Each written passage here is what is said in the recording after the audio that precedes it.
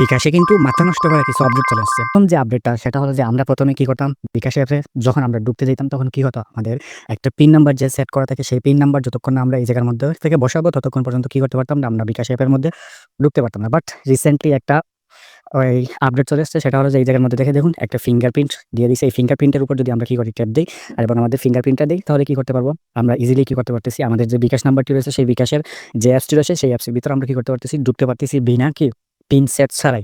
তো এটা কিভাবে সেট করবেন সেইটা আগে ফার্স্ট অফ অল দেখাবো। আমরা ফার্স্ট অফ অল যখন বিকাশের মধ্যে আসবো তখন আসার পরে এই জায়গার মধ্যে থেকে যে ফিঙ্গার প্রিন্টটি রয়েছে, ফিঙ্গার যে আইকনটি রয়েছে এই ফিঙ্গার আইকনের উপর একটা আমরা কি করবো, ট্যাপ দিব, দিয়ে রাখবেন। তো ফার্স্ট তারপর কি করতে হবে, এই জায়গার মধ্যে থেকে পরবর্তীতে নিচের দিকে যেটা আছে ট্যাপ দিব। তারপর এই জায়গার মধ্যে থেকে কিছু টার্ম এন্ড কন্ডিশন তারা দিয়ে দিবে। তারপর এই জায়গা থেকে এগিয়ে যান, এটার উপর ট্যাপ দিব।